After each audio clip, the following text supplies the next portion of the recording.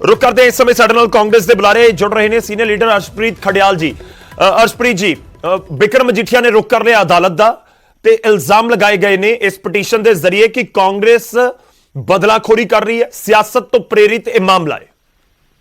जी देखो जी, first things first, ਜਿਹੜਾ सच बोलता ना, ਜਿਹੜਾ सच की लड़ाई लड़ता ਉਹਨੂੰ ਭੱਜਣ ਦੀ ਲੋੜ ਨਹੀਂ ਹੁੰਦੀ, ਉਹਨੂੰ ਅਬਸਕੌਂਡ ਕਰਨ ਦੀ ਲੋੜ ਨਹੀਂ ਹੁੰਦੀ। ਮਜੀਠੀਆ ਸਾਹਿਬ ਜੇ ਸੱਚੇ ਨੇ, ਜੇ ਸੱਚ ਕਹਿ ਰਹੇ ਨੇ ਤਾਂ ਉਹਨਾਂ ਨੂੰ ਆਪਣਾ ਸਰੈਂਡਰ ਕਰਨਾ ਚਾਹੀਦਾ, ਸਾਹਮਣੇ ਆਉਣਾ ਚਾਹੀਦਾ। ਉਹ ਝੂਠ ਹੁੰਦਾ ਜਿਹੜਾ ਜਿਹਨੂੰ ਭੱਜਣ ਦੀ ਲੋੜ ਹੁੰਦੀ ਹੈ, ਜਿਹਨੂੰ ਬਖਲਾਉਣ ਦੀ ਲੋੜ ਹੁੰਦੀ ਹੈ।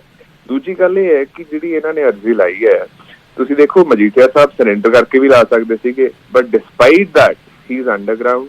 ਤੇ ਜਿਹੜੀ ਬੇਲ ਐਪਲੀਕੇਸ਼ਨ ਹੈ that has been submitted before the additional session ਜੱਜ ਮੋਹਾਲੀ। ਦੂਜੀ ਗੱਲ ਇਹ ਹੈ ਕਿ ਇਹਨਾਂ ਨੂੰ ਜੁਡੀਸ਼ਰੀ ਦੇ ਵਿੱਚ ਫੇਥ ਹੋਣਾ ਚਾਹੀਦਾ ਹੈ ਕਿ ਬਿਕਾਜ਼ ਲੁੱਕ ਆਊਟ ਨੋਟਿਸ ਜਾਰੀ ਹੋ ਗਿਆ ਹੈ, ਮਿਨਿਸਟਰੀ ਆਫ ਹੋਮ ਅਫੇਅਰਸ ਨੇ ਕੀਤਾ ਹੈ। ਕੋਈ ਵੀ 에ਅਰਪੋਰਟ ਤੇ ਜਾਣਗੇ ਸਿੱਧਾ ਰਿਪੋਰਟ ਹੋਊਗੀ।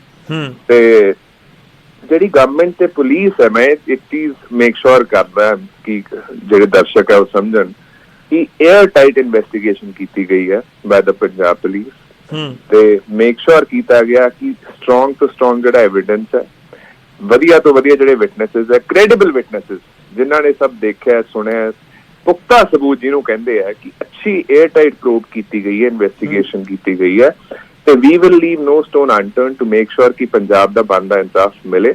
ਤੇ ਜਿਹੜੀ ਪ੍ਰੂਵ ਹੈ, ਮੈਂ ਦੱਸ ਦੇਣਾ ਚਾਹੁੰਦਾ, ਟਰਾਂਸਪੇਰੈਂਟ ਹੈ, ਅਕਾਊਂਟੇਬਲ ਹੈ। ਤੁਸੀਂ ਦਾਅਵਾ ਕਰ ਰਹੇ ਹੋ ਸਰ, ਪਰ ਅਕਾਲੀ ਦਲ ਇਸ ਪਟੀਸ਼ਨ ਦੇ ਵਿੱਚ ਕੀ ਕਹਿੰਦਾ? ਤੁਸੀਂ ਖੁਦ ਲਾਇਰ ਹੋ, ਇਸ ਪਟੀਸ਼ਨ ਦੇ ਵਿੱਚ ਬਹੁਤ ਸਾਰੇ ਤੱਥ ਨੇ। ਖਾਸ ਤੌਰ ਤੇ ਇਸ ਵਿਚਾਲੇ ਮੈਂ ਆਪਣੇ ਦਰਸ਼ਕਾਂ ਨੂੰ ਅਪਡੇਟ ਵੀ ਕਰ ਦੇਵਾਂ ਕਿ ਇਸ ਪਟੀਸ਼ਨ ਦੇ ਉੱਤੇ ਵੀ, ਇਸ ਪੂਰੇ ਮਾਮਲੇ ਦੇ ਉੱਤੇ ਇਸ ਸਮੇਂ ਸੁਣਵਾਈ ਅਦਾਲਤ ਦੇ ਵਿੱਚ ਚੱਲ ਰਹੀ ਹੈ, ਉਸ ਦੇ ਉੱਤੇ ਅਪਡੇਟ ਅਸੀਂ ਲਵਾਂਗੇ। ਸਾਡੇ ਸਹਿਯੋਗੀ ਸਾਡੇ ਨਾਲ ਜੁੜਨਗੇ।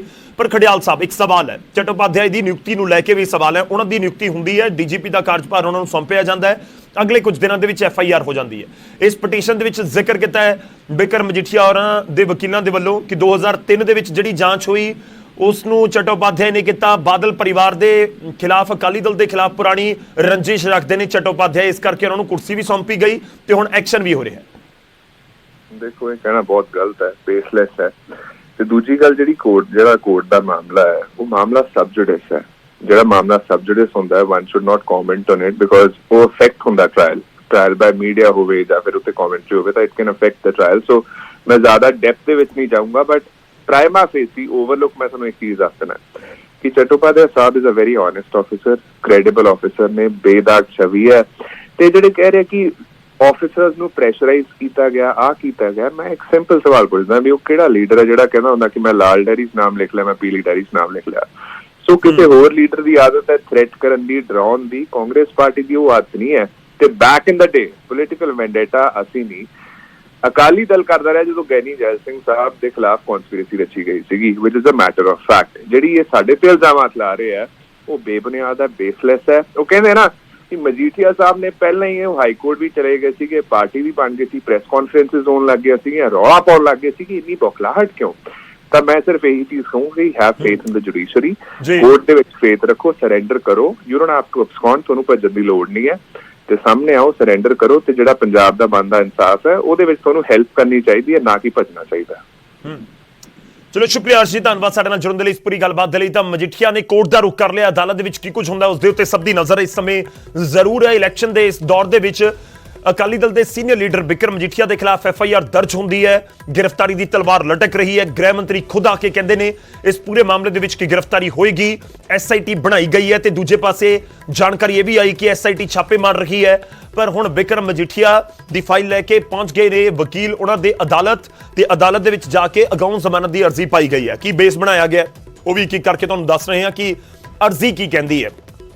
ਅਰਜ਼ੀ ਦੇ ਵਿੱਚ ਬੇਸ ਆਪਣੀ ਅਗਾਊਂ ਜ਼ਮਾਨਤ ਕਿਉਂ ਦਿੱਤੀ ਜਾਵੇ ਬਿਕਰਮ ਮਜੀਠੀਆ ਨੂੰ, ਕੀ ਬੇਸ ਬਣਾਇਆ ਗਿਆ ਹੈ, ਉਹ ਪੂਰਾ ਤੱਥ ਜੋ ਹੈਗੇ ਨੇ ਅਰਜ਼ੀ ਦੇ ਅੰਦਰ ਉਹ ਅਸੀਂ ਤੁਹਾਨੂੰ ਦੱਸ ਰਹੇ ਹਾਂ। ਬੇਸਿਕਲੀ ਇੱਕ ਤਾਂ ਦਾਅਵਾ ਕੀਤਾ ਜਾ ਰਿਹਾ ਹੈ ਕਿ ਇਸ ਮਾਮਲੇ ਦੇ ਵਿੱਚ ਕੋਈ ਸਬੂਤ ਨਹੀਂ, ਇਹ ਆਧਾਰਹੀਣ FIR ਦਰਜ ਕੀਤੀ ਗਈ ਹੈ।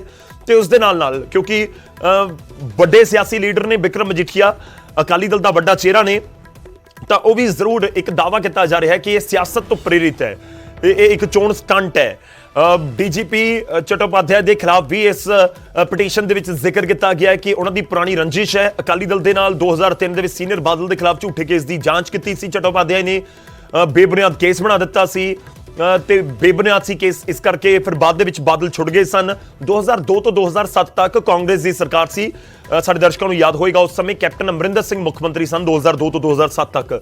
ਤਾਂ ਉਸ ਸਮੇਂ ਬਾਦਲਾਂ ਦੇ ਖਿਲਾਫ ਇੱਕ ਕਾਰਵਾਈ ਹੋਈ ਸੀ ਜਿਸ ਦਾ ਜ਼ਿਕਰ ਆਪਣੀ ਪਟੀਸ਼ਨ ਦੇ ਵਿੱਚ ਬਿਕਰਮ ਮਜੀਠੀਆ ਦੇ ਵੱਲੋਂ ਕੀਤਾ ਗਿਆ ਹੈ। ਤਾਂ ਵੱਡੀ ਖਬਰ ਹੈ ਦਿਨ ਦੀ, ਅਦਾਲਤ ਦੀ ਕਾਰਵਾਈ ਦੇ ਉੱਤੇ ਸਭ ਦੀ ਨਜ਼ਰ ਹੈ। ਕੀ ਕੁਝ ਅਦਾਲਤ ਦੀ ਕਾਰਵਾਈ ਦੇ ਵਿੱਚ ਹੁੰਦਾ ਹੈ, ਕਿ ਅਦਾਲਤ ਦੇ ਵੱਲੋਂ ਇਸ ਪੂਰੇ ਮਾਮਲੇ ਦੇ ਵਿੱਚ ਬਿਕਰਮ ਮਜੀਠੀਆ ਨੂੰ ਰਾਹਤ ਦਿੱਤੀ ਜਾਂਦੀ ਹੈ ਜਾਂ ਨਹੀਂ ਦਿੱਤੀ ਜਾਂਦੀ,